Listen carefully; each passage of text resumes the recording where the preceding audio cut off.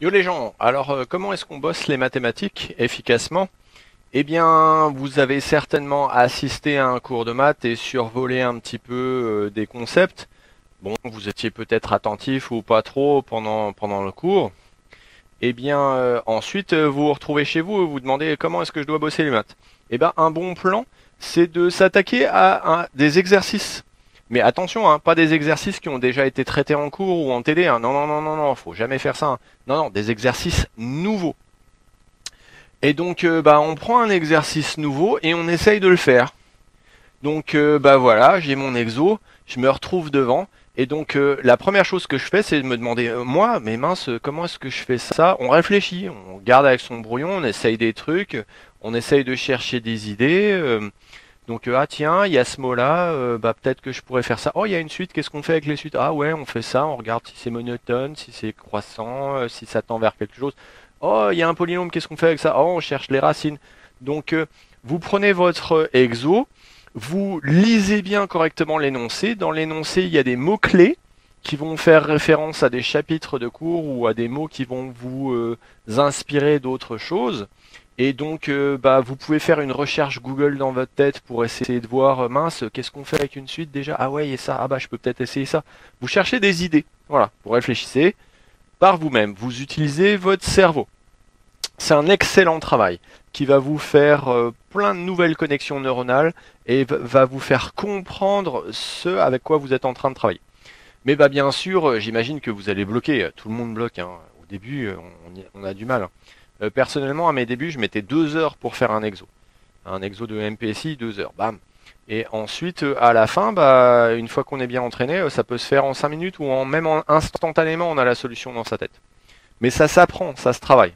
Donc on cherche et au début on bloque. Ok. Qu'est-ce qu'on fait alors quand on bloque? Alors ce qu'il faut pas faire c'est je me jette sur le corrigé, je vais regarder comment c'est fait. Ah bah non, si vous faites ça, vous ruinez complètement l'exo là. Il peut plus jamais rien vous apporter. C'est un peu comme une surprise quoi. Si vous connaissez la surprise, il y a plus de surprise, il y a plus de joie, il y a plus de bonheur, il y a plus de plaisir quoi. Bah ouais, c'est ça. Ah ouais, d'accord. Ah dans la boîte, c'est ça que tu vas trouver. Ah bon, j'ouvre la boîte. Ah, c'est ça, surprise. Ah.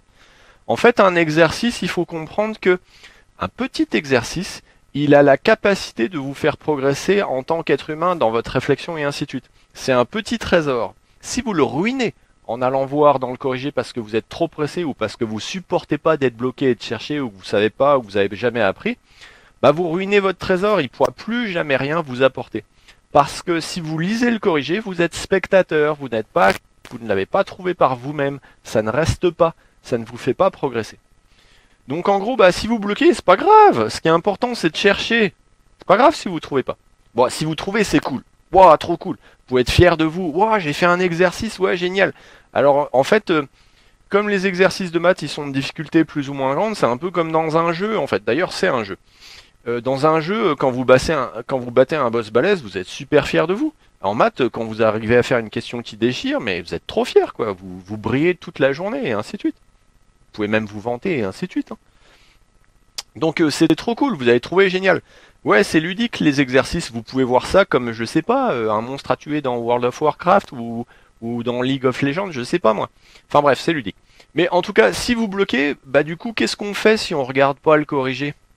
C'est le moment d'aller jeter un petit coup d'œil à votre cours. Par exemple, oh c'est un exo sur les suites, je bloque. Qu'est-ce que je fais? Je vais regarder dans le chapitre sur les suites. Des fois que dans le cours, j'ai laissé passer une notion importante qui pourrait m'aider là. Donc vous regardez votre cours, alors là-dedans, est-ce qu'il n'y a pas un truc qui pourrait m'aider? Ah ouais, la monotonie, tiens. Ah ouais, la monotonie, peut-être que je pourrais regarder ça. Et hop, vous faites. Et si ça vous débloque, trop cool, vous avancez, peut-être que vous allez trouver, ou peut-être que vous allez avancer et être bloqué un petit peu plus loin, auquel cas vous allez chercher encore un petit peu, oh ça va vous refaire encore d'autres neurones dans le cerveau, trop bien. Et puis je veux dire, le gros avantage de ça, c'est que vous allez regarder votre cours et essayer de l'utiliser pour atteindre vos objectifs, et donc vous allez comprendre à quoi il sert et comment on s'en sert. Parce que sinon le cours c'est un espèce d'amas de trucs théoriques et on se dit mais à quoi ça sert, pourquoi on fait ça? Alors que là vous dites ah ouais on regarde la monotonie parce que si on sait que la suite est croissante, après il y a peut-être juste besoin de regarder qu'elle est majorée pour savoir qu'elle converge. Ah ouais ok c'est à ça que ça sert. Ça vous fait comprendre en fait les liens entre les propriétés du cours et comment on s'en sert et pourquoi on fait ça. Et du coup, ça vous fait progresser en mathématiques forcément. Bon alors après, une fois que vous avez regardé votre cours, vous allez chercher, mais peut-être que vous allez être bloqué un petit peu plus loin. Bon, si vous avancez, c'est top. C'est pas grave si vous n'arrivez pas jusqu'au bout. Auquel cas, en fait, dans l'idéal, un exercice, bon, ça dépend de votre stratégie, hein, mais ce qui peut être fait, c'est que bah, je le mets en pause. Ah, ok, j'ai pas réussi à le trouver, je le mets en pause. Puis après, vous vaquez à vos occupations, peut-être que vous parlez avec vos potes, peut-être même que vous parlez de maths avec vos potes et que vous échangez des idées. Alors ça, c'est top. Échanger des idées avec des potes et ainsi de suite sur les maths. Parler de maths, bah, ça fait progresser aussi. C'est important d'échanger des idées. Hein, ça agrandit les perspectives.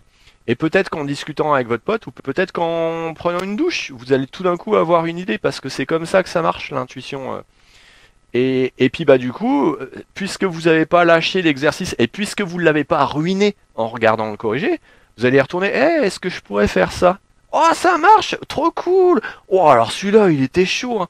Mais alors je me suis battu et je l'ai eu. Wow. Et voilà, normalement ça c'est l'effet que doit faire un exercice. Alors pas les exercices tout bateau, tout débile, mais il y a des exercices, on est un peu super méga content de les avoir fait. Et parfois on se rappelle de l'idée toute sa vie, tellement on était content et fier. Enfin bref. Normalement un exercice c'est ludique, hein. Il faut voir ça, je sais pas, comme un jeu de rôle où vous battez des monstres et vous gagnez des niveaux, quoi.